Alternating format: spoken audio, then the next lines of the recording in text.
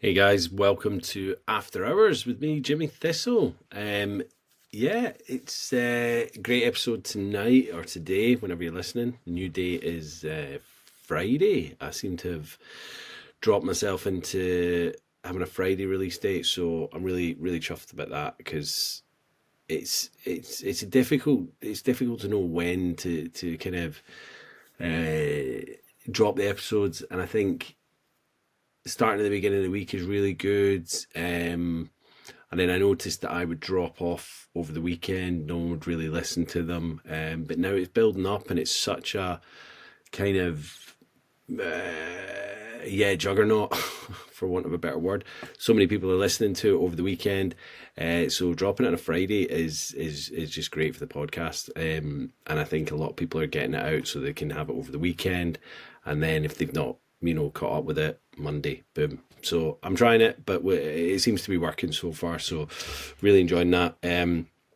Today we've got Will Edwards. Will, he's an advocate and implementer of the cold water therapy. So much so that he feels like the building blocks of his day fall away if he doesn't take that morning plunge. Which is he's a really fastidious, massively fastidious journaler, and he notices that if he doesn't do his morning dip, then he won't do that, and then this falls away, and so and he he has all these charts with his journaling, and that kind of he's like, well, this all fell apart when I didn't do my cold water therapy in the morning. So yeah, so he really kind of worked it out, and that kind of forced him to go, well, I might as well do this every day. So going back, Will kind of gave up alcohol, really not because it was a problem, but because he had the foresight to see that this could become a problem. You'll find out why in the episode, but he never had any big rock bottoms or anything like that. But he thought, why do I want to run the gauntlet? If this could become a problem in my life, why risk it? And what actually is it serving me? So, he grew up, had a normal, fairly normal childhood. Um, had to grow up quite quickly, I guess. As he said, he had to be the kind of man in the house. But again, all these things didn't really cause him to drink. He had a fairly normal habit with drinking, but there was that one time, which you'll find out, that he just kind of thought, and he questioned it, and he went, "Nah, do you know what? I've got a lovely young family, lovely wife, and I don't want to take the risk of this becoming an issue. And what actually is it serving in my life?" So, he took the plunge, as it were, excuse the pun, and gave up alcohol. He was planning to do it for 100 days, and then just continued on. He's now sitting over 1,000 days, and I loved having Will on the podcast because, as he says, he felt like an imposter because he didn't have a problem. He hadn't hit rock bottom. He hadn't done this. He hadn't done that. So why should he be, kind of saying, well, I'm sober and I'm doing that? No, that's exactly what we need. We need people like Will to go to question it, to question why their habits are, what their use of alcohol is for.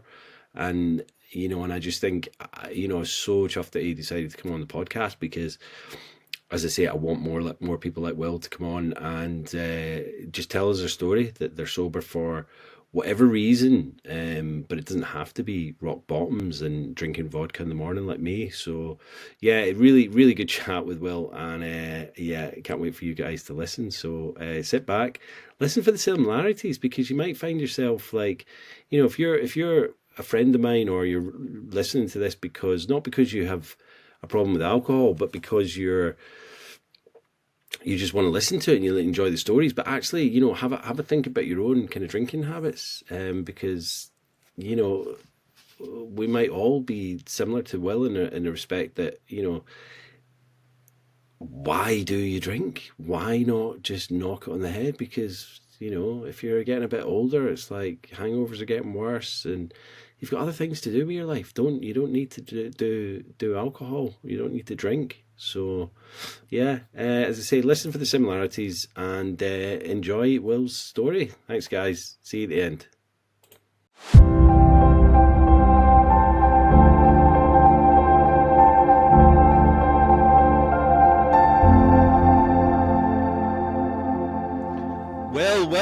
after hours, mate. How are you today? Oh, yeah, no, really good. Thank you. Thanks for having me. Yeah, no, thanks. Thanks for coming on the podcast, mate. As I say, I feel like I know you because I was listening to Louisa's podcast. When did it come out? Was it like April, May that you were on Yeah, that? around about that time. Yeah, really quite early on this Yeah. year. Yeah. Yeah, so I listened to it again today. It's a great episode. Louisa's an absolute legend. And so Yeah. have you been in the cold water tub this morning? Yes, yeah. About half Yeah. six this morning I was in there. So slightly later Wow. one than normal. Yeah. Yeah, Yeah. because is it normally about five-ish or something you get up and Yeah, sort of. start your day? Yeah, I normally get up at around 5:15, depending on the day. But Right, yeah, try and right. get in before the madness of the day starts. Yeah, and I mean we'll get into that, but as I say, you've been well. I mean, I use the word inspiration. Inspiration's only when you start implementing things that someone that's inspired you've done. And I haven't actually started doing any of the cold water therapy. I do get up early because I'm a gardener, so I like to get up early and do that. But I Cool. tend to get up and kind of read the news and have my breakfast. So there's a group that go for a run and then they go for a sea swim, a sea dip in the mornings on a Tuesday and a Thursday. So I was so close to doing it this morning, but I didn't. And I know that Yeah. doesn't count, but like it is one thing Uh, that I'm kind of gearing up yeah. to do. So do you This is recommend probably going? the Go on. this is probably the best time of year for it, in Yeah, my opinion, in that the air temperature is starting to cool in the morning, yeah, yeah. and the water temperature is still not horrific. So you've got the nice balance between the two. It's enough to take your breath away and really get the benefit without Uh-huh. being so much that it puts you off doing it again. Yeah, I But mean, yeah, I was speaking to Heidi. I hope she doesn't mind me mention her name. She's alcohol free as well. And she was saying that none of us enjoy it. She's like, no, nobody enjoys it actually doing it, but it's the benefits that you get afterwards. Do you know what I mean? So absolutely, yeah, yeah. yeah. Well, yeah. Thanks, Will. So let's just go back a little bit and like tell us about your childhood and when you had your first kind of alcohol experience, really. Yeah, so the childhood question's a strange one because it's if you'd have asked me pre-sobriety, it'd Hmm. probably been a different answer to now. Okay. Okay. And it's it was sort of just a normal childhood. Single Yeah. parent. Dad left when I was about 6 months old. Never had anything to do with him, Right. Right. and it just seemed like a normal childhood. Grew up on a council estate. Really, things were tight, but never felt like I wanted for anything.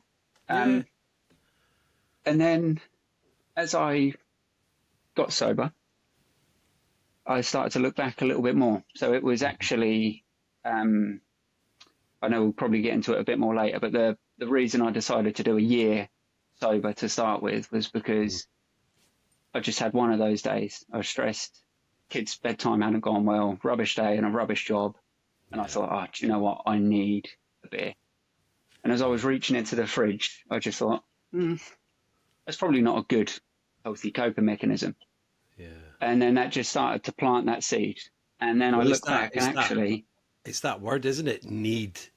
Nobody yeah, needs a beer, do they? But it's obviously that you've kind of recognized that I need a beer. Oh, no, no. yeah.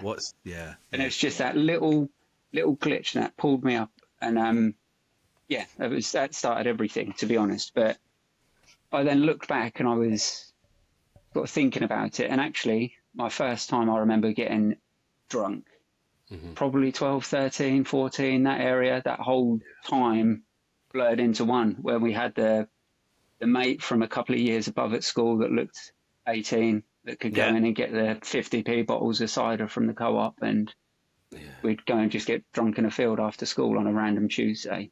yeah. And I think that that situation seems so common in that Hmm. nearly all of the podcasts I've listened to of your sort of previous guests have had that similar age Yeah. range, that similar time.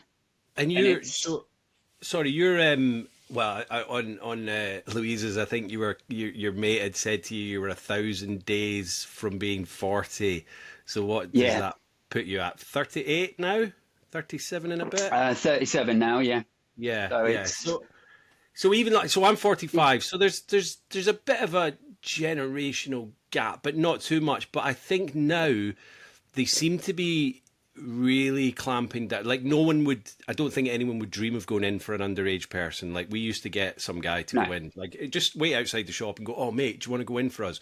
Or I had a bit of stubble by the time I was 15, 16, so then I would go in. But there's no Yeah. way, unless the kids are, I don't know, getting on the black market or getting someone pretty nefarious to go and get them alcohol. It must be quite Yeah. difficult. I'm sure they do still get it, but I think it's a lot more difficult than, likes of when we were younger. Yeah, yeah. Yeah.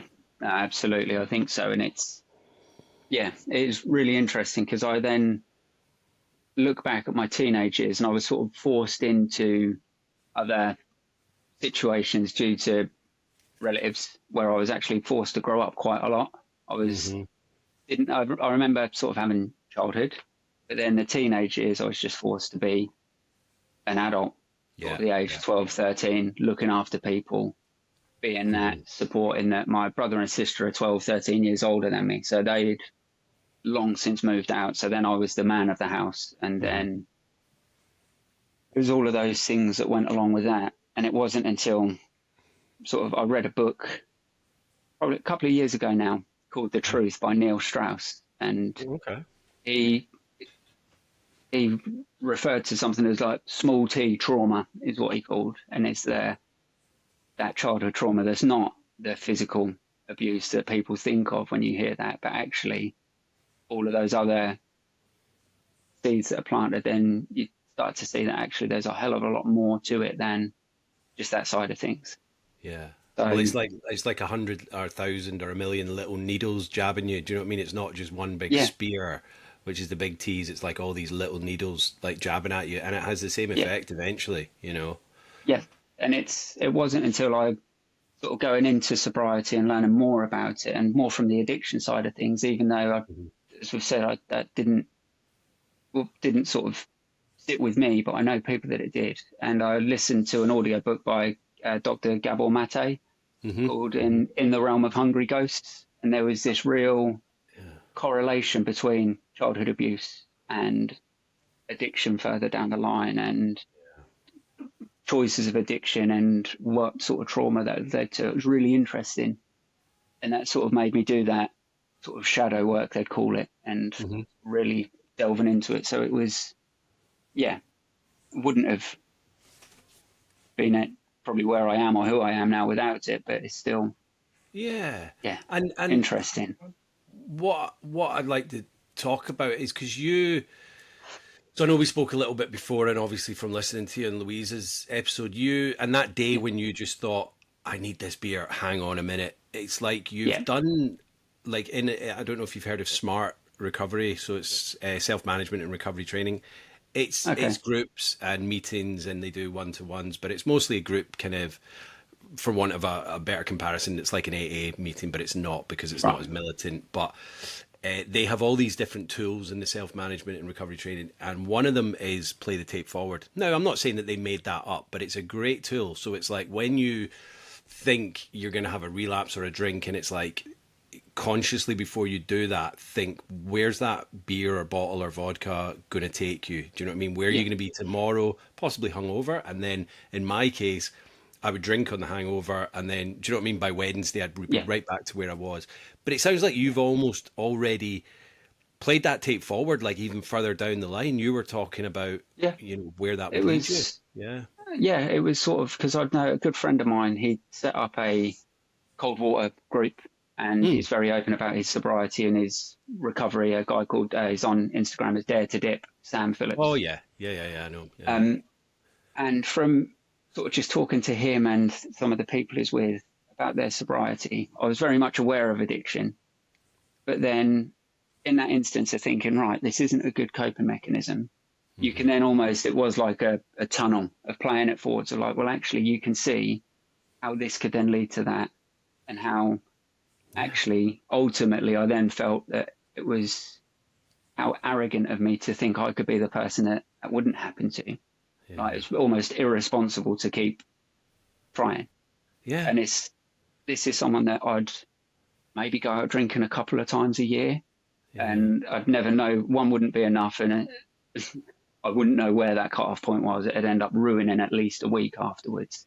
Hmm. And making a fool of myself in the process. So it's not And like it's there was, yeah, yeah, yeah, like I mean, I think that's great. You know, and how almost irresponsible of yourself, that whole mentality around that, because it's not like when I was 14 and I had my first drink that I planned to become, you know, someone with alcohol misuse disorder. You know, I didn't plan on yeah, becoming an alcoholic. I didn't, it wasn't like in the cards.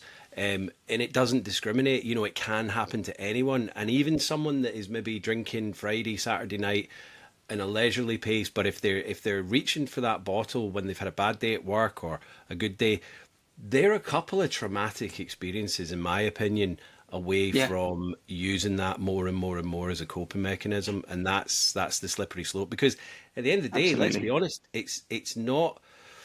I know there are things that people say, oh, it's a DNA, or it's your makeup, or it's hereditary, or this and that. At the end of the day, it's a drug. No matter if Yeah, you take a lot of an addictive substance, which alcohol is a massively addictive substance, you take a lot of that, you're gonna end up being addicted to it. You know, even on a yeah, small scale, and it's crazy, and that's what I'm trying to, you know, with the podcast and things, and I really appreciate you coming on, because I know that you, as you say, you weren't at that point, but you no, thought that is a possibility. So, and everyone, it's a possibility for everyone, you know. yeah, And I know. absolutely. And it is, yeah, I didn't, it wasn't a case of the way I drank, I thought, God, this could happen to me. Hmm. But you thought, how, like I say, arrogant to think that it wouldn't happen to me. And if Yeah, there's still that chance, then why would you run that gauntlet? And exactly. it's so, yeah, and it is why I vowed this year to try and do a bit more about the sobriety side of things, because Hmm. I felt like such an imposter for so long because I wasn't an addict and But I've just, you shouldn't feel no, like an imposter, because do you know what? Like, we need more people like you that are kind of, you know, banging the drum, championing us all. Because let's be honest, I don't want people to get to where I was. You know, I no, was, before I even opened my eyes in the morning, I was hoping there was a dribble of vodka left, and that's not a nice place to be. But I didn't know how to get out of it, and I didn't want to be there. But it's that weird, like, the one thing that you almost know is doing you the damage and is killing you. It's the only thing that is your savior. It's this yeah, weird kind of, you know, it's like, and you know that you're like, even before I got to as bad as I was like, right, I'll give up for a couple of weeks, and then I'd do that, and then I'd be like, oh, I'm okay now, you know, because it started going out my system. So I think, well, I'll go back on it. I'll be fine. I'll drink yeah, moderately, and I can't do that. So yeah, no, so that's the thing. We don't want to get people. We want people to kind of realize that it's serving no purpose in their life, you know. And I yeah, think that's what you're kind of absolutely. showing, because, like, even so, tell us about your kind of cold water therapy that you're doing. So that was, again, I started that probably 18 months or so before going sober. So Right? it was Yeah, yeah. during at the time of the second COVID lockdown, that Ah, horrible weather, the Christmas dark, one. Yeah, miserable. Yeah. yeah, I yeah. got redeployed to a care home with the job that I was doing. Uh-huh. And during this time, I was like, actually, I'm going to make this time. I was away from the job that was causing me so much stress. And I thought, I'm going to put in some healthy habits. Sam had been doing the cold water therapy. I was like, I'm going to introduce that. I'm going to start journaling. I'm going to make sure I'm hydrated. I'm going to try and up my activity. Didn't Hmm. once consider drink because I drank so infrequently. Yeah. Um, but then with tracking all of these habits, you then notice the pattern of like, well, I had a drink that weekend and then I didn't do cold water therapy on Sunday. I didn't do it Monday. I didn't journal. I didn't read. And you then start to see this pattern. And for me, once I then started to set some real goals for each year that I wanted to achieve, Hmm. I knew that there wasn't any wiggle room to have a Yeah. few weeks of the year where I was feeling rubbish and not doing the things to lead towards it. So it became a sort of, that was my how almost to make it easier to not go out for a couple of drinks at like a weekend, or Hmm. to not reach for a beer if I'd had a bad day, Hmm. because having it on paper of this is how it affects everything else made it again a silly choice to do it when I had these goals that I wanted to achieve. Yeah. And it's, I mean, it's interesting because I suppose not everyone maybe had like the routine. Not everyone's got the routine Yeah, set out. Like I want to go and do my cold water swimming or plunging and doing this and doing that. If someone's gone out for a few beers on a Friday, Saturday night, and then they'd maybe planned on going for a walk or maybe going to the park with the kids, but they thought, oh, I won't do that because I feel like yeah, crap. You know what I mean? They're not noticing the patterns. And yeah, so with your journaling, and like I remember from Louise's, you've got it all kind of almost like a grid yeah. reference, like you've got all that done. Now, were you as fastidious with this, if that's the right word, before you kind of, have you always been like that, in kind of keeping No, records and, or is not that more really. just No, it's a kind of something I tried sort of when probably about 15 years ago. I went through like gratitude journaling, hmm trying to get into the right headspace after going through a horrible, quite traumatic relationship and breakup, Yeah. and that really worked well for me then. And hmm then I got into the brilliant relationship I'm in now, and I was like, well, I don't need it anymore. Yeah. And then I had blips at work where I was off ill with stress at work and sort of introduced it back in. And then, like your 2 weeks of sobriety, I was like, oh, well, I'm fixed now. I don't need to carry it on. Yeah. And then it's now I'm on, I think, my seventh or eighth journal that I go through the last 6 months to a year. So I Right. started it in that lockdown in March 2021. Yeah. And then it's, yeah, still going now. And it was that Christmas Day 2021 was the last time I had a drink. Wow. Wow. So how many days are you on now? Have you got, Oh, I sorry, I'm think putting you on the I'm, spot there. no, that's fine. I should be about 1,360 something. Yeah. Yeah. So Nice. it's, Nice. So that was 2020 to 2021. Yeah. So yeah, like four years now. Yeah. yeah, it'll be 4 years Christmas Day, which Yeah, is, yeah, well done, I'd, man. That's well, I set myself a goal to do it for a year. hmm So I said, right, I'm going to do a year without any booze. And stupidly, I know you, one of your podcasts I listened to the other week had said something similar, but my birthday's at the end of January. And the hmm number of times I thought I could do dry January, oh, but it's my birthday, as if the sky's going to fall down because I don't have a beer on my birthday. yeah, I, and then, I mean, that first year, I did do like the alcohol-free beers and whatnot, but now hmm they're a rarity as well. It's yeah. I'll only have them if I'm maybe out for dinner or something. Do you know what I mean? But that's yeah, quite irregular as well. I did have. We got married in August, and I had a couple of alcohol-free ones there. But actually, do you know what? I think I had one. It was a really hot day, and I think all the soft drinks had been kind of drank earlier. Do you know what I mean? I found one of these, and I was like, right. And I put it down somewhere, and I was like, and then it was gone, and I was like, oh. So I had another one. So I probably only had one, on my yeah, on my actual wedding. But again, it's like I used to. I didn't use them for the first year, and then. Yeah, I did use them quite regularly, but now I'm just kind of like, and I'm in that yeah, vein where I'm like, I don't really want to give money to the alcohol firms because they're still coming from, yeah, the alcohol companies, and I'm really yeah, got a bit of a bee in my bonnet about them. But I think, absolutely. the whole, and I'm going to show you this. Yours are probably just simple little journals, but I got this one, Oh, and wow. it's a beautiful journal. Yeah, that's gorgeous. There's not much in it though. That's the thing. I need to get myself back into doing it, and like as I say, you are an inspiration because I'm wanting to kind of just sit down every evening and getting that. And I'm not making excuses, although I am. I've moved in with obviously my wife now and her three kids. We've got amazing Yeah, stepkids, and I'm just finding a balance of that because I've been, yeah, where it from when I fits. got from when I got sober up until Jen and I got together 2 years ago. So I had 3 years really of just being on my own in the cottage with my two cats. So it's don't get me wrong, I'm absolutely loving it. But it's it's getting to grips with the different lifestyle and having people around, which I love. But I need to start, and I need to stop making Yeah, excuses, but actually find time and just go right. Because what does it take you? Like maybe 20 minutes to do your journal? not even that, to be Not honest. even So that. it's Yeah.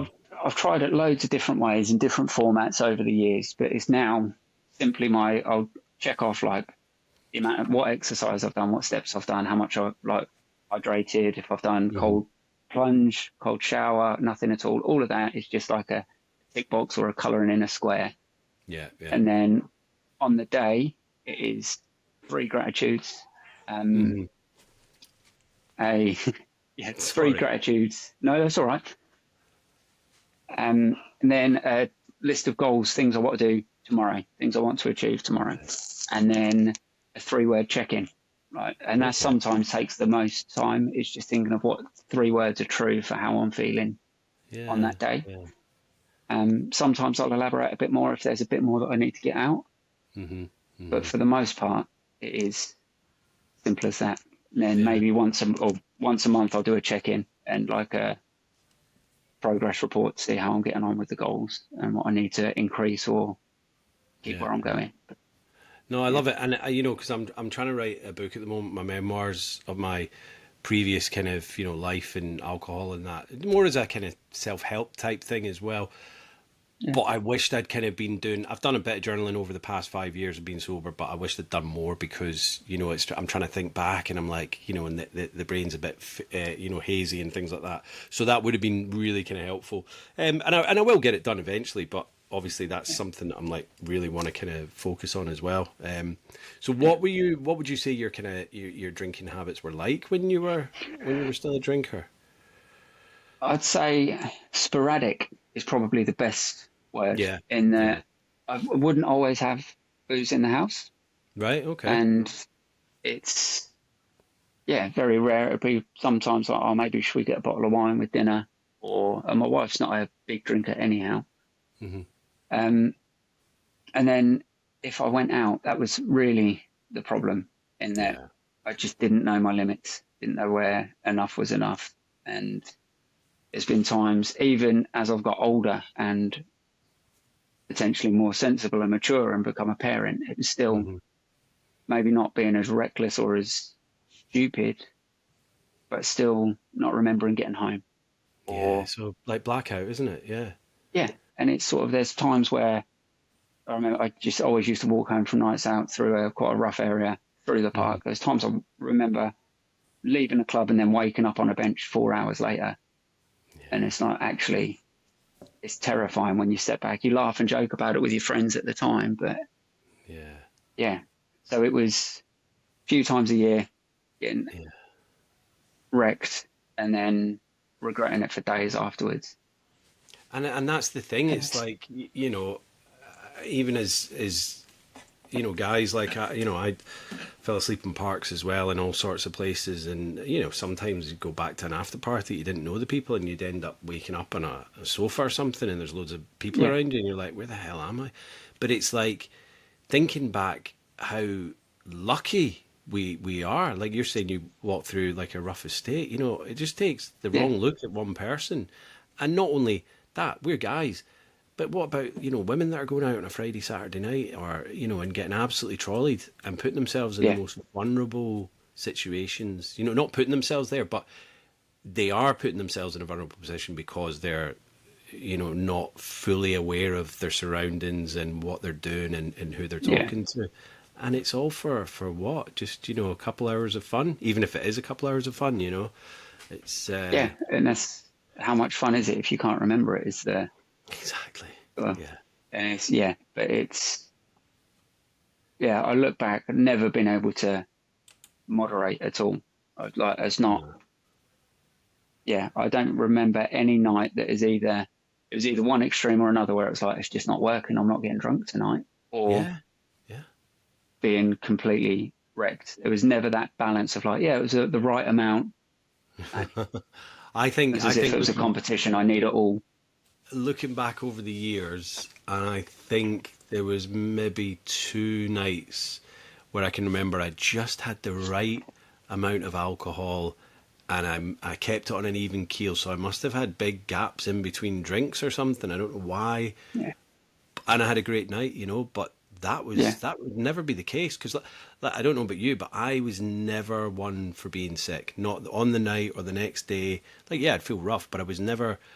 You see some people that they end up spewing up and then that's them done for the night and they either go yeah, home or they just don't have any more drink. They drink water and then they're fine. But for me, it was like I was hollow. I would just drink and drink and yeah, drink and still probably not, fully capable of standing, but still did. Do you know what I mean? And I would always Yeah. make my way home, whether it be, like you're saying, fall asleep on a bench, but I always had this homing device, homing beacon in me that I always made it home. And it's so worrying to think back now, like, Yeah. why did I do that? But again, with me, it was, my drinking at the end was just solo on my own. I Yeah. needed it. It was almost like the medicine. And, but what gets me is like, if you were to go out for a meal tonight and have something off the menu that you'd never had before, and next day you were absolutely sick as a dog, you wouldn't have that food again, would you? But No. we seem to have this affinity with constantly making ourselves feel rough the next day. But it's like it's almost like we're weighing it up, the kind of, wow, we had such a good night that now I feel this rough. I've it's my Yeah. my severance for having such a good night. Yeah. It's like the price you've got to pay that to in order to have it. And I look back and actually I felt I knew I'm quite an introverted, shy, quiet person. And it was like, well, I need the first couple of drinks just to make it so I can do that. And then I need a few more so I can go and talk to a girl. I need a few more so I could. And it was just actually looking back again, I used to go out with people that I didn't feel like I could fully be myself around. Right. So it's then like that, trying to fit in, trying to do it. I used to go out with all the football crew and I've never kicked the ball in my life. And it's like, right, I just do that to fit in. Yeah. But then when I first got sober, the team that I used to work with, I hated the job, but the team were brilliant. And they were a real team that I could fully be myself with. So actually going out with them, fine, because they knew me. And Was that, sorry, was that actually, when you got sober then? Well, yes, say yeah, that first when year, you went alcohol free. yeah, Yeah, yeah, yeah. yeah. And I went for one of the guys' birthdays and I was like, oh, I'm dreading it because I've got to put up with the whole, what are you not drinking for? Mm.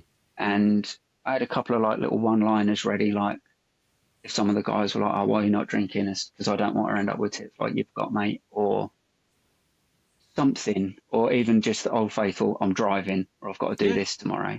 yeah. I've got to be But with the kids, or I've got to run, yeah, or I'm on antibiotics. All of these little ones that people have, yeah. said to do. Yeah, And then I just went, actually, I don't drink. yeah, I'm not drinking at the moment, or I'm having a year off. It was, I don't drink. And that yeah, closed it off. They were like, okay, fair enough. yeah. And But it was that not question. only does it close it off, it almost opens up a topic of conversation, because a lot of people that I've said that to, like, oh, I'm sober, I don't drink. They're like, like, yeah, I've been thinking of, kind of knocking on Yeah, the head or this or that, and I'm straight away then like, well, just fucking do it then. Do you know what I mean? yeah, absolutely. And it's, Don't think about it. we went to a wedding and I was talking to someone about it. I was like, well, I just don't drink. And Hmm. naturally, the first question is, oh, right, so what, did you have a problem? And like, no, I had a problem with the reason I would drink, Yeah, and it wasn't a problem. And it's really annoying that it's not a problem until it's a problem. And yeah, then when it becomes a problem, everybody seems to move the goalposts a little bit. Well, yeah, I did lose my license, but it wasn't because I was drunk. It was because I was still over the limit, or it did affect my job, or it did affect this relationship, but it was them rather than me. And yeah. you sort of protect.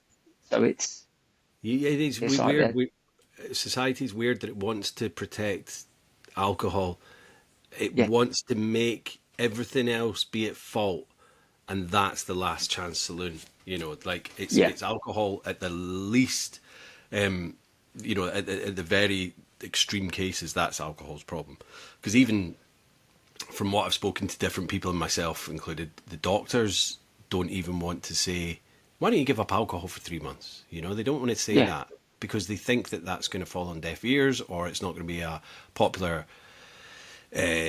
diagnosis or whatever. But it's the simplest. I think, and I'm not a doctor, obviously, but I think it would solve a lot of problems if people just kind of gave up alcohol for 3 months just to see what it's like. And if it doesn't solve maybe your depression or, your sleep or your clarity or your mental kind of awareness, if it doesn't help on any of that, then take it to the next level and get medication Yeah. for whatever's going on. But at least try that first. I was Yeah. put on medication, and like I said before, I think I was probably stinking of alcohol when I went into the doctor's office at like 12 o'clock in the day, because I'd been drinking Yeah. vodka that morning. So why wasn't that, red flagged? It's Yeah. insane. But yeah, you're right. I've had all the excuses in the past, but I was the same as you. Eventually, I was just like, do you know what? I'm sober. I did have a problem with it, and I'm not embarrassed about that anymore. But I was like, and the more and more people that kind of just go, oh, good for you now, and it is. People are starting to change their attitudes. It's very. Who? What? I mean, don't have to say, but like, was that person someone you knew that said that to you at the wedding? Um, Because it's no, it was sort of like quite a direct thing to say. Oh, so did you have a yeah, problem with it? Like, jeez, yeah. I think it was like a mutual friend or someone that knew. So, and of course, they were had half a skinful at that point, so it didn't matter what they Yeah, said. yeah, But it is that I think it's that natural assumption, isn't it, that you don't go sober unless you're an alcoholic. yeah, Like the two can't be, they're mutually exclusive, and yeah. it's almost like yeah, baffling. Yeah, it's society's kind of ideology about it, and it's like, yeah, I hear it, and we're coming up to it again in January, dry January, and I'll see it all over Facebook, and it'll be people like going, day 14 or whatever, and then you don't see any more posts from them after that, and it's like, oh, Yeah, but, like if it is such a hard thing to give up for 1 month, it shouldn't be an issue. Like my wife, she yeah, doesn't really drink at all. She'll have the odd, it's like I think there's a bottle of wine in the fridge that's had the top off of it and a glass taken out of it. It's been in there probably about a month. Like that yeah. would never have lasted in my fridge. I would have just been like in there No, because swinging. you'd oh well, that's going to go off anyway, so we might as Yeah, well. yeah. Yeah, it's not going to taste And the same tomorrow, so exactly, but yeah, like for Jen, she can drink and leave it, and she did give up for 6 months, not on purpose. She just joined my sober seasons group and ended up doing 2 seasons, and then she was done, and she was like, oh right, okay, I've done 6 months, but it wasn't an issue. But I think there's a lot of people that do dry January and they get to the end of it and they're counting down the days till February. They're yeah, white knuckling it basically, and it's more of a problem than I think we care to admit in society, yeah. And I think that's actually there was the Tom Holland podcast probably last year, the year before with Mhm. Jay Shetty, and he was talking about his journey with dry January, and Yeah, he was white knuckling it, and then he was like, actually, I'm going to do 3 months, and then he moved it on, and then he was like, actually, no, it's not a problem now. yeah, He wasn't consuming it by the end of it, but it was when you get to, if you can't go without it for a month, surely why is that not raising some sort of alarm for someone? and I think that's what the whole Tom Holland thing was. It did raise that alarm, and he was like, Absolutely. why am I in this situation? Like I'm doing obviously a lot of training and stuff for like Spider-Man or whatever, and he's at the peak of his fitness, but then he's like thinking I shouldn't be a problem to do dry January, but it was. So he was Yeah. like, and I think he's just completely knocked it all in the head now. He does a Yeah. lot of He's got alcohol his free own. stuff. He's got his own brewery or Yeah. something. Yeah, well, Yes. Yeah. range. Yeah, Yeah. which So kudos it's to him. And I think, absolutely, yeah. He's seen that gap and what he wants, and yeah, yeah, brilliant. and I think there's a lot more famous people are coming out now, which is great. You get the few that are jumping on the bandwagon, but there's a lot that are, they did have like Anne Hathaway. I think she's quite a number of years sober, but she kept it quiet, and now she's come out with it. Yeah. Lulu, I saw an article. I think she was on. It was either This Morning or GMTV or whatever they're called. She's 12 years sober, and she's 76 now. Lulu, the singer. Yes. Yeah. Yeah. Yeah, That's she's 12 years. So it became a problem for her when she was what 64. Yeah, and you think, yeah, and again, but you think she's at that point, it's you're not going to get it's not going to happen then. Yeah, Yeah, exactly. Or just why give up, crack on. Do you know what I mean? But obviously yeah, she's had the amazing 12 years of sobriety and health and just loving life again. But absolutely. she was like she always drank her whole life and parties, whatnot. And then I think I haven't read the full article, but there was like some traumatic event or whatever, and it just started becoming a kind of daily thing until her Yeah, family were like, "You possibly need to do something about this," and she was like, "Okay." So she went. I don't know if she did any 12 steps or anything like that. As I say, I need to read the article and watch the thing. But I think she's brought out a new book as well. I've emailed her today to see if she wants to come on the podcast, but I don't know if I'll hear back. We'll see. We'll see. So watch this yeah. space. I'd love to That'd have be good. Lulu Yeah, on. I mean, she's Scottish. I'm Scottish. Why not, Lulu? Come on. yeah, It'd be amazing. exactly. Yeah, yeah. So, Brilliant. like, how? I mean, we've spoken about how was it when you first got sober, but did you like after maybe 3 months, 6 months, did you ever have any cravings or think, well, I've done that now? What was it that kind of made you think I'm done with alcohol for life? Was it a turning point or whatever? It wasn't actually anything in particular, but I just remember getting to it was probably about 6 months in, and I thought, you know what, actually, I'm done. It doesn't add anything to my life. It takes Yeah, things away from it. yeah. And when you look back to the person you are, or certainly for me, it was like the parent I am when I'm hungover. Mm, It's not, that's not the parent I want to be. From someone like I say, didn't have a dad, I want to make sure I'm the best possible one I can be. yeah, And why would I ruin that? And why would I want that to be a regular occurrence? And then it's the normality that then goes on and they see it and they think, oh, that's just what you do. yeah. So it's, yeah, Well, I just want to, yeah, there's a thing where someone was saying, I was on a different podcast, I think, and they were saying how they're, or maybe they were a teacher. I can't remember where the story came from, but it was basically from a child's point of view that they'd gone into school on the Monday and they were all having to explain what they did at the weekend to the teacher.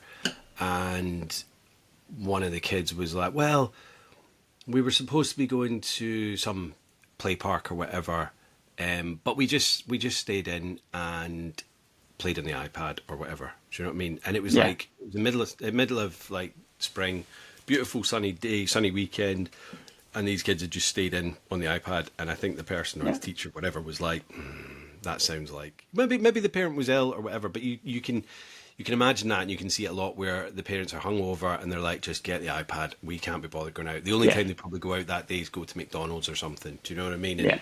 and it's like that in itself.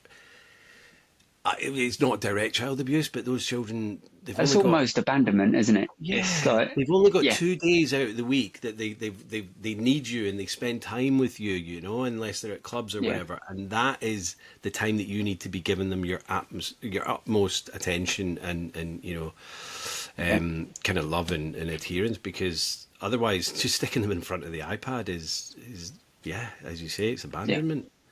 All because you wanted to go out on a Friday night and you probably had a babysitter to do that anyway, so you weren't seeing them on that night. And it's like, yeah. yeah. Well, I had a guy No, on, it's not been released yet, but he was saying how, because I was saying to him, what was it like when he released himself back into society and started going to the pub and things. And he said, you know what? He was like, when I started going down and having a few non-alcoholic drinks and things at the pub with friends and that, he said, I was just bored. And then I was like, I've got my wife and kids back at home. Why am I doing this? I was like, yeah, exactly. yeah, Like, why are you out when you've got your family and that's what you've decided to do with your life? So they're at yeah, home and you're out down the pub, even though you're sober. But he was like, yeah. So he's like, I'd just rather spend time with my family. yeah. Um, I've got probably a couple of hours in me. And then when people start getting incoherent, loud, sloppy, I'm then off. I'm done. But is yeah, that true? I've sat there at times and just thought, I need an yeah, excuse to get out of this. yeah, Or yeah, thinking, right, judging by how drunk is everybody, can I get away without them knowing that I'm leaving? yeah. And I mean, Jen's great as well because we'll go to parties and things and we'll stay till about 10, 11 o'clock. I think the latest we stayed is 12 o'clock. And, I'm all right. And most of our friends, they don't get fully sloppy drunk or anything like that. Some of them do listen to this. But it's like, it's like, well, we're just doing the same thing. We're just standing around chatting, and for me, it's like it's too loud to have a proper conversation, So I'm Yeah, like, I'd rather just I'd rather meet people in a coffee shop or something. I'm not adverse to staying out late, but nowhere's open late. We've got one coffee shop no, in town that's open till 10. And I was speaking to that lady Heidi. She was saying her and a friend want to open up a alcohol-free bar in Nelaman, which I think would be brilliant. Like if you're drunk, you're not getting in, yeah, and just do mocktails and stuff like that. Have music, but you'll notice that the yeah, volume levels won't be massive because people aren't shouting over at each other. And yeah. that's the No, thing. yeah, Yeah, that'd be we've brilliant. And got. it is. Go on, sorry. Oh no, I was going to say that is something that you need because it's actually being able to go out and not. Because even if you're out with someone else that's sober, you can't have that conversation in a pub because Exactly. everybody else gets louder. Yeah. This, and then yeah. and then they keep repeating themselves, and it's like we've got Oh we've God, got we've yeah. got we've got a kid's birthday party at the weekend, and Mhm. like it's in the afternoon, but I'm just hoping there's not going to be alcohol there because I just think why Yeah, is there alcohol at a kid's party? It's like it's not for the adults, it's for the kids, and but we'll see. I'm not judging, but I just think it's like there's a time and a place. Um, absolutely, yeah, yeah. yeah. Um, yeah, so do you still think that alcohol has a place in our society? Like, as in, I know it's a difficult one because I'm not saying that we're going to outlaw it or whatever. And I think the question is more kind of evolving as the podcast's gone. But it's a weird one, isn't it? What are your thoughts on It that? is because it's. I think those rare unicorns like both of our wives that can have a couple of drinks and they're all right for the night, or Yeah, yeah, they'll go out a few times a year, won't even be hungover, just have a few, yeah, and it's fine. Yeah, absolutely. Fill your boots. yeah, I'm not one of those people. yeah, And it's actually knowing how I felt after a night out or how I feel on a night out. And there was times where it was like, I don't feel like I'm myself yet, so I'll buy a shot while I'm getting around in.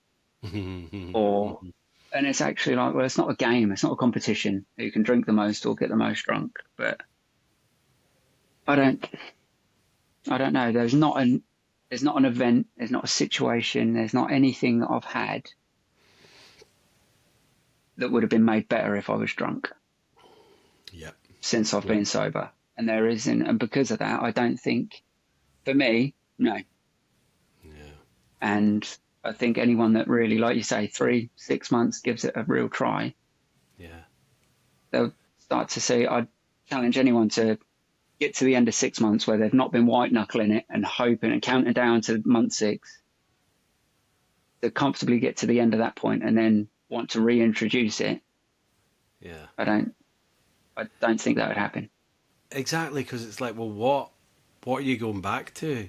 And I Yeah, think like that whole thing about being shy and maybe have anxiety when we're younger, so we go, that Dutch courage, going out and having a yeah, drink and being able to talk to people, and you think you're funnier, and yeah, it works, but then people will say to people that don't drink, oh, you're boring, and it's like, well, actually, and especially for me, like at the beginning when I started going to social events without a drink, it was like I was relearning how to be social because I had to do it without a drink, so I had to kind of white knuckle it yeah, with the anxiety. So what all those people that are drinking are, I think they're lacking that kind of sober social skill, and I think there's a yeah, huge swathe of the nation and probably globally that are using that to kind of to go to events, and it's like yeah, people need to force themselves to learn how to do these events without having a drink, because they'll get the benefits eventually, and they'll say, well, yeah, oh my god, I can drive home, I can do things the next day, I can I can have yeah, proper conversations, with deep conversations, not just crap. yeah. And it's. I think I used to hate small talk. Couldn't think of Mm. anything worse of being on the playground trying to talk to another parent and or yeah, anything. It was always something with other parents that I didn't know that would always terrify me.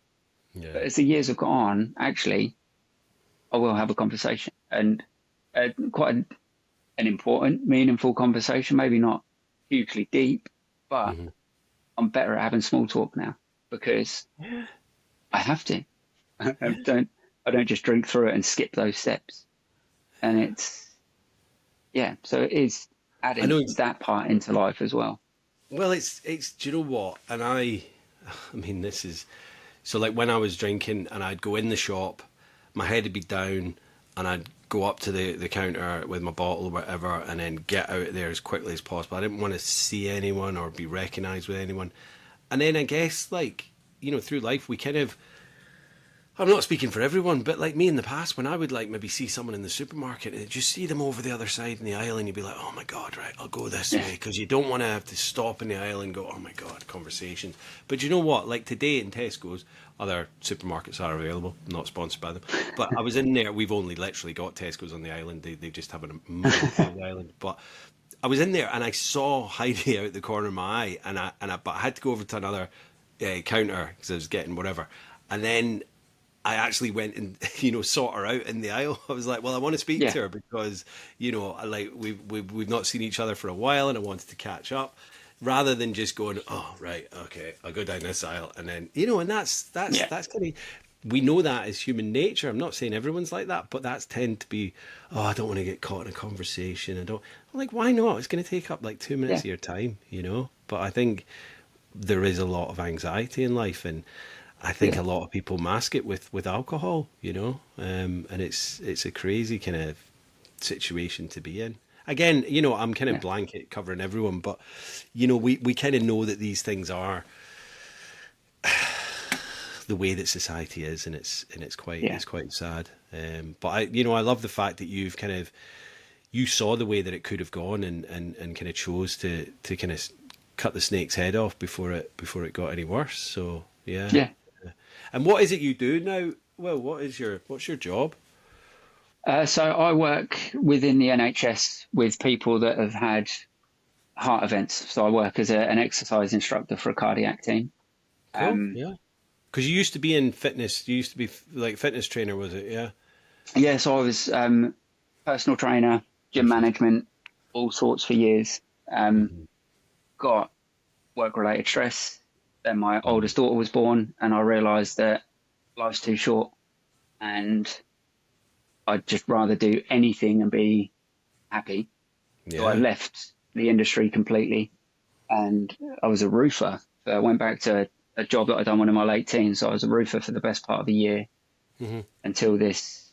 I'd worked with people, getting them in shape, getting them ready for events, but I had a couple of rehab type roles that I'd done with people that had had injuries or people that had gone through cancer treatments and things, and getting them back to independence and life really lit something for me.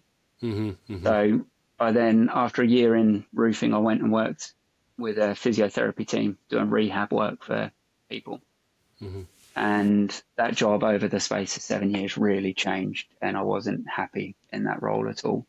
Hmm. And then this job came up, it'll be 3 years ago next weekend, Nice. and it's the first time, like I say, 37 years old, first time I can see myself doing a job up until retirement.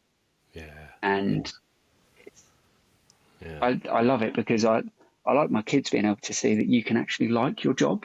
You can Yeah. do a job that you haven't got to go, oh, I've got to go to work. Yeah. I like it being something I was like, actually, and everyone in my team feels the same. And it's Ah. the So satisfaction, you're the all coming rewards. into Oh, work on a Monday or whenever shift starts and all that, and yeah, everyone's happy to be there. It's not like I yeah, worked in offices and like call centers and data entry for years and years, and sometimes I would work up through kind of managerial levels and all that, and then I would do yeah, something and end up losing the job or quit. But I was deeply unhappy in my work. yeah, And I think that a lot of my drinking was stemmed from that. And I hear about people and I see people that are like, my job and I'll have a drink and this. And it's like, do you know what? Like, you're only here once. Like, yeah, I know that some people have got, the wife and the kids and the holidays booked and this and that and the mortgage and all that. But it's like, if it's making you deeply unhappy in what you're doing for a job that's possibly causing you to sink a bottle of wine every other night, then you need to change that up. And I know it's yeah, easier said than done, but like, what's the alternative that you're just going to go through life miserable? And I think you said on, and I don't know if you've worked out who it was yet, but what was it? Living the same year every year for 75 years and calling it a life. I mean, I think that was Yes, yeah, so powerful and deep, but it can be a lot of people that are stuck in this Groundhog Day for their yeah. entire life, you know? And I think it's sometimes, like you say, it's the financial commitments to it, or you're in a job that pays really well. Yeah, yeah, And it's actually, like you say, there's more important metrics to life. Like it is, you want something that if it's affecting you. My last job, there was times where I'd have to sit in the car on the driveway for at least 5 minutes before I even came in the house, just to try and be me when I came in. yeah, yeah. And if I'm having to pencil that into part of my day, I'm not willing to do it. No. And it is, like I say, stupidly grateful for what I've managed to find myself in now.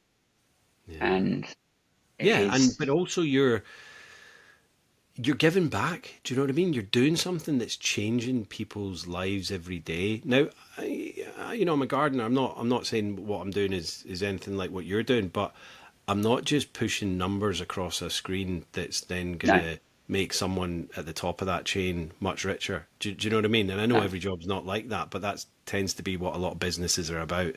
And it's like, well, yeah, what reward are you getting apart from, maybe a pension at the end of it all and some money in your yeah, pocket? But like, I love what I do because I'm outside, I'm keeping fit, I'm keeping healthy, I'm getting a fresh air every day, and I work for yeah, myself. And it's changed my life about. Maybe if I'd done that 10 years ago, I wouldn't have been in the situation that I kind of got to, but then I wouldn't be who I am now, and I wouldn't be sitting here, and yeah, living with a beautiful wife and her three kids. So life is funny, but I think time is now for people to kind of make a change and think, you know what? And it doesn't have to be that they've got a problem with alcohol. It can just be making that change in their lifestyle. To yeah, kind of yeah, to work through no, it all. absolutely. Yeah, Yeah, yeah, and like, do you do you regret getting sober? I mean, I know it really wasn't a big issue for you, but yeah. I mean, I don't, yeah, do you call no, yourself sober or would you say alcohol free or? yeah, I'd say it's a strange one. Yeah. I'd just say I don't drink, but yeah, I am Right. sober. I don't, Yeah. yeah, I wouldn't say I'm alcohol free. I would always Right. say sober because I think sober encompasses everything, doesn't it? Alcohol free means I don't consume alcohol, whereas actually I know a lot of people that could say they're alcohol free, but they numb with other Yeah. substances that are Yeah. doing I just the think they same. call it, I think they call it, I think I heard it today. What was it?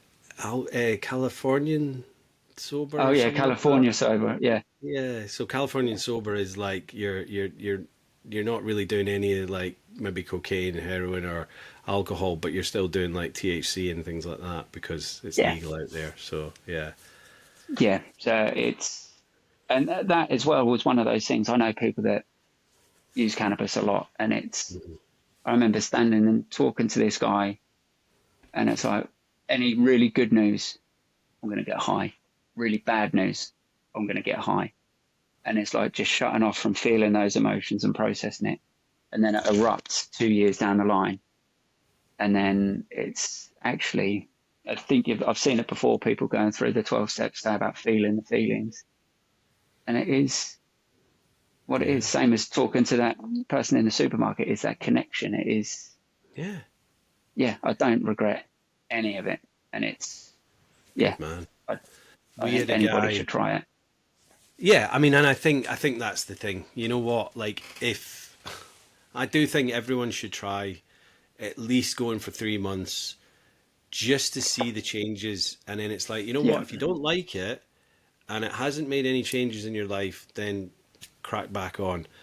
But yeah, if it is difficult to give up for 3 months, then I think you need to look at it harder. And if it's not made a change in your life, then maybe you probably weren't, you know, yeah, didn't have that much of an issue with it, like Jen and like your wife. yeah, It's one of those things. When I used to go to NA, and as I say, drugs weren't a massive problem for me. but alcohol's a drug, so NA was like open me with welcome arms. And I remember a guy contacted me right back at the beginning. I think I was like 6 months, maybe 9 months in, and he contacted me on Instagram, and he was local, and he said, "Oh, really, really struggling." And I was like, "Okay," and I thought it was going to be alcohol, but no, it was weed. And he came to a few Yeah. meetings, and I still see him from time to time. I think we're still friends on Facebook, but he did have a real problem, and it was because of COVID. He was then working from home, and he was saying he would just wake up in the morning and like, maybe wait until maybe 11 o'clock, or then it became 10 o'clock. And he was just like, it wasn't really having a massive effect on his work, but he could sense that it was starting to, and then Yeah. because he was just smoking it all the time, like he wasn't really bothering to kind of. I know we couldn't go and see mates, but he wasn't when it got to the end of the day. He wasn't like phoning his mates or doing video chats with people. He was just kind of lost in his own little cocoon. And because at first I Yeah. was like, oh, you got a problem with weed, and I didn't really see how that could kind of be a comparison to like alcohol or Yeah. heroin. But actually, do you know what? It was having a negative impact on his life, and I thought, yeah, good on you for reaching out and making that step. And you know what? As far as I know, I saw he did a big run not that long ago, and he's been doing loads of other stuff for charity and that. And I just thought, good on you. Like he maybe still Yeah. does it, but he probably doesn't do it half as what he did. He might have given it up Yeah. completely, but it's just having that negative impact on your life, no matter what it is. And I Yeah. think a lot of people need to kind of look internally, reassess what's given them joy in life and what's not, and what they're just doing because it's like, because our brains are like, what do they say, like a circuit board or whatever, and electricity will find the path of least resistance. And I think Yeah. as humans we tend to do the easiest thing possible, you know Yeah. and then we get caught into habits and kind of the norm, which is, Absolutely. Yeah. yeah, we need to take ourselves out of our comfort zones, which you obviously do every single morning. And I'm going to start having cold Yeah. showers soon, I think. Yeah, yeah. It's I think it's that was the cold water that woke me up to everything and stepped Hmm. into it. And as you already said, it doesn't get easier. Hmm. And it's just remembering that, as especially as we start to get colder and darker in the mornings, and it's like, right, actually, I know that my 3 minute ice bath is now going to take 10 minutes, 15 minutes, because I've got to walk around the garden and psych myself up for it for 10 minutes first. Right, Because, right, and there's always that battle. And every time there's been that battle, 100% of the time I've ended up in that water. right. But my brain still, well, do we need to do it today? But then from there, it's led on to If all it's of these blowing a other. gale and it's chucking it down, and yeah, Yeah, it's strange. If it's raining, that's the days I find hardest, right. because my brain says we're going to get wet. Hmm. I'm going out to sit in a giant bucket of cold water. I'm going out purposely to get wet, but because Yeah, it's fallen from the sky, it's different. yeah, yeah. It's Yeah, crazy, isn't it? strange. Yeah, So what but what it's advice would you say to someone that was A, wanting to start like cold water therapy, and B, just kind of getting sober like yourself? is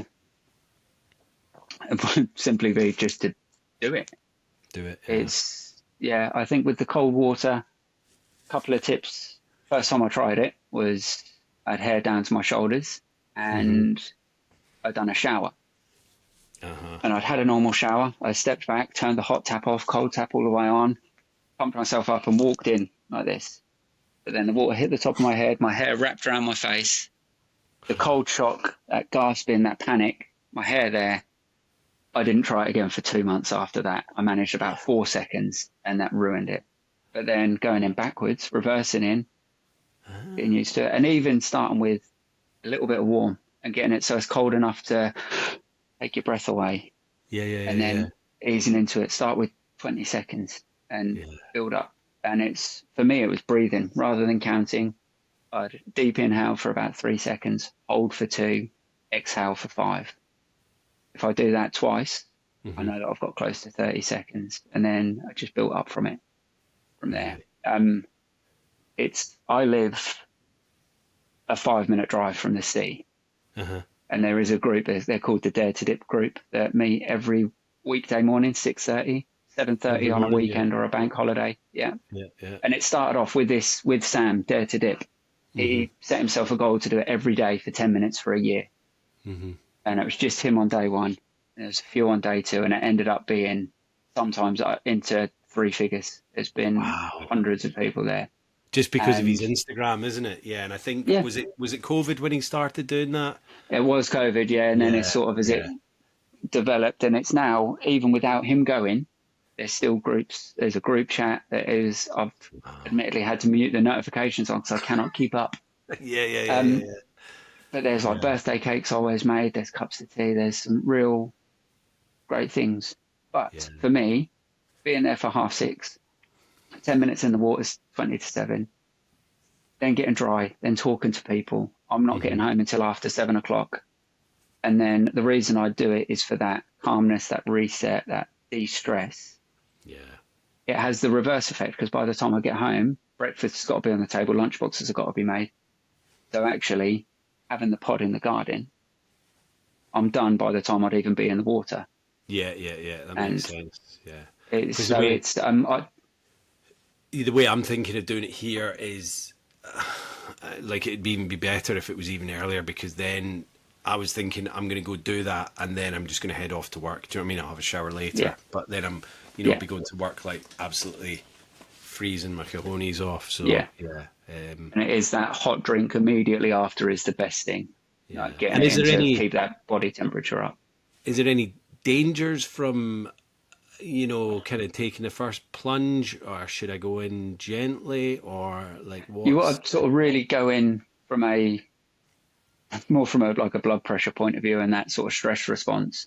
Going hmm in gradually, going into the sea is good for that because it is a gradual thing. Yeah, yeah, yeah, We've all got that deep breath when the twins first get in the water.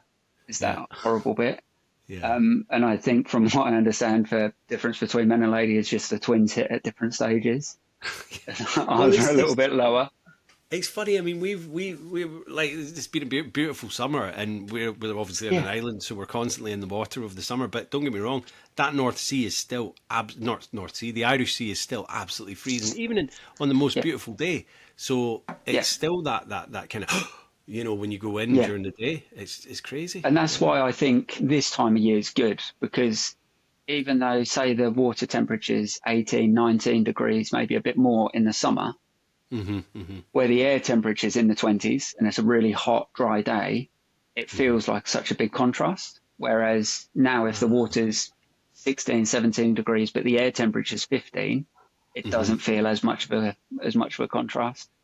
Yeah, And yeah, it's yeah, October, first, second week of October, there's usually a big steep drop. Um, yeah. the pod will go from being like 13 degrees naturally down to 9.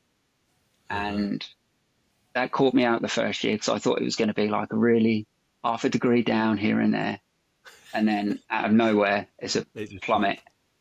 Yeah. And I'm looking forward to it this year because Yeah. Were you I ready can't for it? wait. You know what's going to happen. Yeah. Yeah. And it's And I just know that it's coming extra. first, second week. Yeah. I Yeah. know So that it's if that it gets extra below bite. 4 degrees, oh, Yeah. yeah, Yeah. four Yeah. degrees is my sweet spot. If I go under 4 degrees, I can't put my head under because it gives me brain freeze. Um, but Okay. yeah, and it makes no sense to anyone that listens unless they try it. But Yeah. But it this is the is, thing. Like do you know what I mean? Like I want to try these things because I'm like, I keep speaking to people and I'm hearing things and I'm watching things and I'm like, this sounds like something that's gonna, yeah, like since getting sober, I'm always trying to kind of just develop myself and find out because like I want to be healthy. I want to live a long time. My new wife and the yeah, kids and that, and like these last 5 years of my 40s have been the healthiest I've ever lived. Do you know what I mean? And yeah, it's like we are decaf free in the house. Don't get me wrong. If I go to Starbucks, I'll maybe have a caffeinated coffee there. But like for the majority yeah, of it, it's all decaf in the house. We try and cut out sugar. Jen's vegan, which makes me mostly vegan as well. So, we've had a yeah, lot of birthdays in the house the last couple of months, and all the cake is vegan, which Jen's a master at the Yeah, cake making, and you wouldn't be able to tell. In fact, they probably taste better than, um, yeah, normal cakes. Our wedding cake was vegan, and it was beautiful. brilliant. Yeah, Jen made it. So yeah.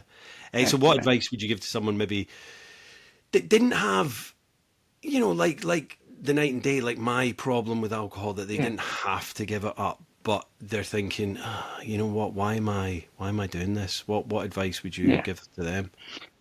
I think for me it'd be there's two. One is really the why, like not why would you stop, but why do you drink? And then Right. really sort of on a granular level break that down. It's not well. So for me it would be well I drink to go out and have a good time. Hmm. And then it was well, but why do I need to do that? Well, I need that to feel better, to feel more comfortable, to then actually realize that I just need to get comfortable in my own skin. Yeah. So it's nothing to do with the booze. I just need to work on that. So no, looking at why are you drinking? So like say that in a crap day, Hmm. it's looking at other ways you can, when you know why you're doing it, it's easier to then find ways to remedy that or other options. Hmm. Um, and also maybe just like a pause and against. What does it add to your life? What does it take away? Yeah. And yeah, it's. I think it was James Corden saw it, described it as buying time from tomorrow, Yeah. I've and seen that. it's Yeah. yeah, it's that same sort of like, well, is anything really worth that? Hmm. Because we've all got a finite amount of tomorrows. That Exactly. We're why would not we want taking to a waste loan them? out. It's not like we're going, oh No, well, I'll borrow that weekend and pay it back. No, it's gone. It's done. It's in the past. yeah, You're not getting that back, and that's wasted hours and minutes and days and weeks and months and years in my case. yeah, Yeah, no, well put, man. I think that's great, and I think it is. It's just a bit of questioning, like, why are you doing this to yourselves? Because A, it's a poison. B, I think I mentioned on every podcast episode, 7 types of cancers. Do you know what I mean? yeah, Like why are people still doing it? Like, I was a smoker, and I knew the dangers, but I still did it because it was addiction. But I thought I'll give it up way before that touch wood causes me any trouble. yeah, And I have done. I gave up smoking, but yeah. nobody seems to know the full dangers of alcohol, and I think that needs to No, be out there more. You know, absolutely. It's really swept under the rug so much with like I absolutely. say, the now you look at the cigarette counter behind the kiosk and it's Can't normal see it. seeing just that one just board or everything then being the same color with the pictures Yeah. of teeth and lungs on. But actually, yeah, why is there not all of these warnings elsewhere? It's money, They've isn't it? done It's where the well, they did it in Canada. They did it in a province of Canada, and I think they're called provinces there. And the big alcohol in their area or lobbied against it and got them to remove the word drinking causes cancer. So that was taken off. The labels were working. It basically was yeah, trialed over, I think, a period of about 9 months, and they noticed that alcohol consumption in that area had gone down. The alcohol companies, as I said, lobbied to get this causes cancer taken off. It was taken off, but then, well, they didn't have any reason to keep it off because it does cause cancer. So that was then put back on, and I think they're yeah, wanting to roll it out, across Canada as well. I think Ireland have started doing it, and possibly Germany. I don't know if I need to do my yeah, research on that, but it's like I also read this week that big alcohol companies rely on the heavy and problematic drinkers. They rely on them for their revenue. They know that a lot yeah, of people drink and they're going to parties and this, that, and the other, but they rely on the ones that it's doing damage to, basically, because they're the biggest customers. yeah, Because I was drinking a liter bottle of vodka a day, which is definitely probably your normal drinkers kind of maybe monthly supply. So they don't want yeah, to start scaring off these people, but even they can't even scare those ones off because they're already kind of hooked in it. So yeah. yeah, but And it's it's sad that these companies, they know that this is what they're doing, but it's yeah, like it's like the kind of Bond villain almost. yeah that they're allowed to do it, and They're allowed it's to do it, and they it's know they're yeah, doing it, but they just don't care. They just don't care at all. Jen and I just watched Dope Sick. I don't know if you've seen that with Michael Oh Keaton. no, It's it's on my one to watch. it's an amazing. I mean, it's a dark watch, but it's amazing and horrific to see that the Sacklers were just like, they just did not give a fuck. They were just like, no, Yeah, it's all about the money, money, money, money, and and they knew it it's was causing problems. yeah, and you'd think that that should in itself be enough for people to go, do you know what? No, fuck you. I'm not gonna have it anymore. Yeah, But no, I just and I see the and I think a lot of the correlation. time, Go on, sorry. Yeah. I was going to say like a lot of the time, like the healthier stuff, the healthier foods, the healthier this and that is all done. We're going to distract you with this label, but we're going to fill it with all of this other shit that keeps you buying it and keeps you gaining weight instead of losing weight. Yeah. And it's like, well, it's a lot of the time we need to realise that these big companies don't have our best interests at heart. They Not only at care what all. their balance is saying. Yeah. And There it's, wasn't yeah, there wasn't obese people in, well, there was, but not in the kind of dramatic way it is now. Like after the war in the 50s and 60s, yeah, there was rationing for a while, but there wasn't as much sugar content. There wasn't as much processed food, and it's just like, you can't blame people for being the size and shape they are, but it's because they're just being given, they're not able to kind of go, right, I've had enough processed food this week. Do you know what I mean? I try not eat as, but it's, having kids, it's sometimes easier to just stick some nuggets in the oven, but I'm not doing it yeah, every single night, but there are people out there where, again, it's the path of least resistance. They'll put chips, nuggets, not a single green thing on their plate yeah, because nobody's watching them and no one's saying, oh, you shouldn't really do that. They don't, they're just like, it's just there. yeah, So it's easy. I'll do it. And why am I why am I not healthy? Why is my cholesterol going up? Why are my arteries yeah, clogged? Because you're not taking. And so it's not just alcohol. It's like we needed to, as a society, start taking better care of ourselves. And that's what I was saying. The yeah, correlation between, and I don't want to go into conspiracy theories, but the correlation between the big pharma and the big alcohol is so similar because everyone's going, "Oh my God, I can't believe that this big pharmaceutical company knew the dangers that it was doing to these people, but it was still willing to sell yeah, this drug to people and market it and put it out there." Alcohol's doing exactly the same thing, but no one's screaming out saying, how are they allowed to do that? Apart from a few of us like yourself and myself. yeah. So I And think it's we just need to keep banging that drum. Yeah. absolutely. And if it's sort of, like I say, for me, it was always that it doesn't have to be a problem to be a problem. Yeah. And Yeah. I, it, I love that actually. Yeah. It doesn't have to be a problem to be a problem. Yeah. Yeah. it's when it's not serving you and it's not adding anything to my life. And actually, looking back at how different, I got one of my old journals out in August and I compared my monthly review in August this year to my monthly review that year. Mm-hmm. And if you'd have asked me how much different life was now, I'd say, well, it's not as stressful, so I've got a better job, but actually not much. I'm probably not that much more active than I was. I'm not doing this much more. And it's such a big difference in those small little changes. Mm-hmm. I've gone from, I think that month in particular, I've maybe exercised 8 or 9 times Mm-hmm. and in a relatively active job and teaching 2 spin classes a week, that was my 8 times taken up. But now actually is what I got into running very reluctantly last year. I'd done a charity run for Alcohol Change. Yeah. Yeah. Yeah. Um, Yeah. and Sorry. it was actually, no, that's all right. It was Michael Sargard, Happy Without the Hooch. He Yeah. Yeah. Yeah. I love Michael. caught me at a weak moment and he ended up guilting me into doing this 10K. And I thought being sober would stop me succumbing to peer pressure and making stupid choices, but it didn't. And then Yeah, but that that's dopamine subjective. release. That's subjective. That stupid Yeah. decision. It's not. It wasn't a stupid No, decision. now, Yeah. absolutely not. As soon as I got that medal in my hand across that finish line, Yeah. my training got more consistent and I just done my first half marathon this weekend. Oh, you've done it. Yeah. Yeah, Nice. it was Sunday and loved it. Again, I, got a new piece of metal. yeah. The dopamine dump has been refreshed Nice. and yeah, so it's How was it? again, Did you?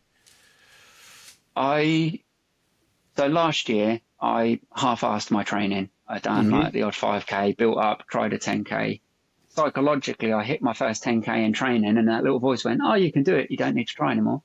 Mm, And then I took a month off training, and hmm. I wanted to get round in an hour because that seemed like a real benchmark for me at that point. Yeah, yeah, yeah, yeah. And I managed it in an hour and 5 seconds, which was really annoying. It can be, yeah. Um, You're like, damn it, yeah, 5 seconds. if I hadn't have walked at that bit, or yeah, and Yeah. but this time I've really trained. I've had a program and I followed it for 3 months to really Hmm. try and get it under 2 hours is what I wanted. Yeah. And I managed 152 and I loved every Nice. minute of it. Yeah. And it was even there's quite a steep or a big hill that everybody had warned me about. And I Uh-huh. think I'd built that up to be such like getting to base camp that when I Yeah. got to it, I was like, oh, that was all right. Yeah. And I yeah, actually I'm enjoy sore. hills. I enjoy Yeah. hills because I've been doing a lot of.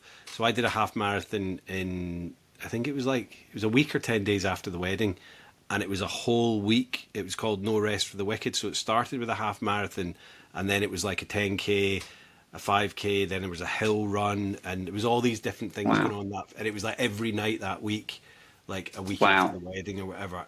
But the half marathon I fully enjoyed, and I didn't get. I wanted sub 2, but I didn't get it, and I was just a bit kind of gutted. I think it was like Yeah. 2:12 or something. But it is what it is. And but I enjoyed the whole week, and I thought by Wednesday, Thursday, I'm going to be dead. Wednesday Yeah. was the killer mile, which was a mile up this really steep bit. But you know what? My strength was just building all through the week. Yeah. By the end of the week, I was getting PBs and stuff. Rather than being Yeah. fatigued, my strength was actually increasing, which was just Yeah. amazing. Um, I've Yeah. done It's incredible. well. I did a marathon. I've done 2 marathons. So I did one in 2008, and then I did another one in 2018. The one in 2018 was abysmal because it was almost like peak kind of drinking time, and I just wanted to Right. finish it. Took me 6 hours. I did it, but I hated it. I Yeah. don't think I'd ever do one again. But then Motivate, who I work for over here, the Diction charity, they're hopefully going to be sponsors of the London one in 2027. So I've applied to Okay. London maybe 9 times in the ballot and never got in. Yeah. And Motivate, I should automatically get a place. Obviously, I'll have to do it for charity for them and raise X Yeah. amount, but that's hopefully going to be an option. So for the video for the people that are not watching on video, there's a cat Poppy climbing over my shoulder. So apologies, Will. It's just you just It's all right. you're just being an absolute pain. You know what I mean? You just want to get involved, don't you? So that's an option. So I will do the London Marathon, but it just takes up so much time training for a marathon. Like half marathons a long enough time, especially when you've got kids and a wife and Yeah. you want to spend time with them. To go out on a Oh, Saturday and it's run like hours and hours and hours. It's crazy. yeah. It's that. I think that's the biggest change in me since going sober, since starting running. Actually, Hmm. is 5 a.m. wake ups are quite comfortable in Yeah, that I used to dread them, but now actually 9 times out of 10 I don't even need an alarm. I'll wake up at that point yeah, and I'll yeah. go out and actually I'm already craving those dark dry winter nights, 5 a.m. where you've got the head torch on and nobody's around. No one's about. Oh, Everyone else is locked in their houses. They're watching crap on TV, and you're out yeah, just patrolling the streets, making sure everyone's safe, but enjoying your quiet time as well. Yeah. yeah. Do Oh, you do it's you put a podcast on or whatever when you're running, or? I used to have a podcast or an audiobook Yep. because the music I normally like to listen to if I'm exercising is quite loud, quite shouty, quite fast. Hmm. And Hmm. I'd keep up with that and I'd lose a lung by the time I got half a kilometre down the road. But when I went to audiobooks or podcasts, I'd go at my own pace. And Yeah. now that I've got consistent with running and I've done it regularly and I've got a Yeah. settled in way of doing it, I've now got a set playlist that's about 20 odd hours long that I'll just put on shuffle and I'll Right. Yeah. just Yeah. go. Yeah. And you can just pick it Yeah. up from where you last. So back in, I think it was about 2018. I don't know if it's still about, but there was an app called Zombie Run, and Okay. basically it used GPS like locator to know where you were, so it knew what street you were running down, and it would play these sounds and things like say for instance you're running down this street and there's an alley coming up, and it would play this sound as if there was like a zombie coming up the alleyway towards you, and there was like Yeah, voices chasing you and all that. And honestly, I never run as fast in my life because I just wanted to get no, home. And it's like it was when I started doing it, it was winter time, so it was dark, headlamp on, all of that stuff. So I might have a look and yeah. see if it's still about Zombie Run. And it was really clever That because it sounds horrific. it Yeah, worked out where you were and it knew what was coming up, and it would say, right, there's an alleyway coming up, watch out for this. And it's, yeah, so I only did it a yeah, couple of times, absolutely shat myself, but yeah. yeah. No, uh, that sounds horrific. I can yeah, feel my yeah. heart rate going up just in the description of Just it. thinking about it, exactly. Yeah. Will, have you got any recommendations for, well, or all three, a book, podcast, or a film, with to do with recovery and sobriety?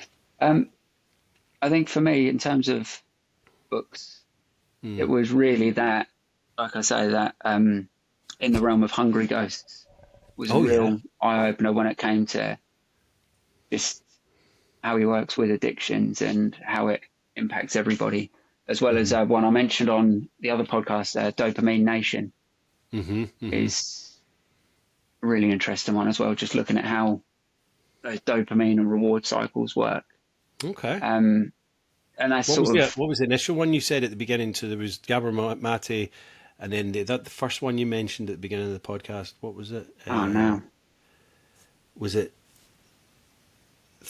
the truth? The truth. Who was that by? Was it the oh truth? yes, yeah, The Truth by Neil Strauss. So he was Nice. it's very so he's with sex addiction. So his Hmm. first book, or the first book of his that I read was called The Game, and it was about learning to be a pickup artist and to try and because he was not successful with women and he wanted to be.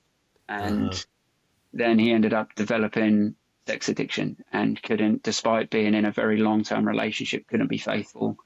And he went down that side of things, but looked at his childhood and the small t traumas and all of the learnt behaviours from relationships that he'd seen growing up Yeah. and how that then presented in his adult life. So that was really, yeah, really an interesting one, but very different at the same time. Yeah. Yeah. Yeah. Um, Okay. in terms He of sounds a bit like, I don't know if podcasts, have you ever seen the film Magnolia with it's got many different people in it, but Tom Cruise is in it as a kind of guru for single, unlucky, in love men, and he's got like kind of long, greasy hair, and he goes up and does these kind of talks on how to base it, and right? it's completely off the wall. He's a massive chauvinist, sexist, and all that. And I mean, Tom Yeah, Cruise just plays it to an absolute T. But it just reminded me that was what that guy kind of used to be when he's self help type things, and yeah, then went too far the other way. Yeah. yeah, absolutely. And it is, yeah. No, I've not seen that. I might give that a try and give that a watch. It's a really good film. It's loads of different Yeah. little stories. Philip Seymour Hoffman, Julianne Wow. Moore, and they all these stories link up. William H Macy. Yeah, it's a brilliant little Wow. film. Yeah, Yeah. yeah. No, it's in terms of podcasts, I think truthfully, it's yours I listen to, Louise's I'll listen to, Thank you. and then I listened to a few like Sober Dave and whatnot Yeah, yeah. initially, but then again it was sort of all of that, like I said, that imposter syndrome of like this isn't me, it's not for me, but Yeah, it's yeah. like I That's said, what it you're hasn't getting got to get past. to that point. You're getting Yeah, past that now, it, I think. Yeah, and yeah, yeah, Louisa's is great. Louisa had me on hers. I think it was last Tuesday, so I don't know when it's going to be out. I think it'll be a wee while because she's going to have a break and then come back, and okay, then I'll be on there. So it might be towards the end of the year. But yeah, because I had her on mine, and then we kind of swapped around, and it was such a pleasure to be on hers as well. So I'm looking forward to yeah, listening to that as well. Yeah, yeah, no, definitely, yeah. Cool. no, Um, brilliant, yeah, well, thank you so much for coming on, Will. It's been an absolute pleasure getting to know you, mate, and meeting you. no, And absolutely, yeah, thank you, as I say, I know it's a bit different from the usual guests, but I think the more and more people that we get that are almost like nipping it in the bud, if that's the correct term, before I'm not saying, and I know that it might never have became a problem, but you had that foresight to think, why take yeah, the risk? Why absolutely, yeah. take that risk? It's And I have admittedly had people like reach out, like people that I went to school with or people that I know from other things that are like actually just me being open about not drinking and why Mhm. has planted that seed for them and has started to make them maybe not go sober, but a bit more aware of when and why they're Yeah. drinking. Yeah. So yeah, And I think people, I look at the stats and I think from about 35 and upwards is, well, 35 to about 45, 50 is my kind of main kind of focus of listeners. Because I think the young people are not that, they're probably not drinking as much, but I think it's when you get to this age, I think people are like, oh, there's not much fun in alcohol anymore, If it hasn't become a problem, they're like, why am I still going out and doing this? yeah, I'm waking up, the hangovers are getting worse and worse. I want to start taking care of myself a bit more. So I think there's a lot more people like yourself that are like just choosing to kind of knock it on the head because yeah, they're kind of like, yeah, it's not serving any purpose. So yeah, I think the more that's and more exactly people it. like yourself. Yeah. Cool. Well, thanks very much for coming on, mate. It's been an absolute pleasure. No, And thanks for having me. yeah, yeah. Cheers, man. You enjoy the rest of your evening, and I'll watch this space, mate. As soon as I get in the cold plunge, I'll be doing a reel and posting it. So Well, yeah. yeah, Louisa told me she was going to start it as well, but I'm yet to see anything from her side of things. Well, if I can get in there before Louisa, then yes, I'm winning. I'm Yeah, winning. Yeah, yeah. All right, you take it easy, brilliant. Will. Cheers, mate. You Thanks, too, man. Jimmy. Take care. Bye bye. Bye bye. Thank you, Will. Yeah, I mean, just an amazing guy and his foresight into getting himself better, improving his life and, just becoming a more healthy, mentally clarityed, someone with mental clarity and just, yeah, living his best life. His whole journaling and keeping track and keeping records of like good days, bad days, when he goes in the plunge pool, which he tries to do every day. All of these things just adding up to a better life. I think we can all take a kind of leaf out of Will's book and yeah, just live a better life. So thank you, Will, for coming on. Yeah, just keep doing what you're doing, mate. And I will be doing some cold water swimming at some point soon, I'm sure. I haven't done it yet. As some of you are watching might notice the continuity between the intro and the outro of this episode. I did the outro. I did the intro ages ago, just not long after we'd recorded the episode, and now, as you'll have seen in Jen's episode last week, that I'm trying to do them kind of before the episodes come out. We are going to Morocco, which I've mentioned again, but so that means that I am actually going to have to record a few intros and outros in quick succession. I'm doing Will's today, and then I'm doing another one tomorrow. So that should mean that while I'm away, in case there's any internet issues that we can't get online, then there'll still be episodes coming out. I might not be able to do the reels and the kind of the little marketing kind of reels that go out through the week to I don't like calling it marketing, but just to let people know that the episode's out and give them a little snippet of each episode. So those hopefully will. What I might try and do is like kind of schedule them all before I go, so that I don't have to get online and I can just watch them kind of ping themselves out. So that's the plan. Yeah, other than that, Sober Seasons is still going. I think we're on like day 21 at the moment of Sober Autumn. So you know what? People can still sign up. Find the link to the Facebook group in my link tree on Instagram. It's Sober Seasons on Facebook. There's no sign up fee or anything like that. It's a private group. It's just about support, and it doesn't matter if you haven't started getting sober at the 21st of September. Start sober autumn, but just sign up because it's an amazing little group, amazing little support. That the whole fact that it's 3 months and we start at the equinox or the solstice is just to get people in at that initial thing. But as I say, people don't leave after 3 months. There's people that have been in there for nearly 2 years now. We've had some great long-term sobriety really coming up in the past couple of weeks, couple of months. We've had people getting a year. We've had people getting 400 days. Some people are on 100 days.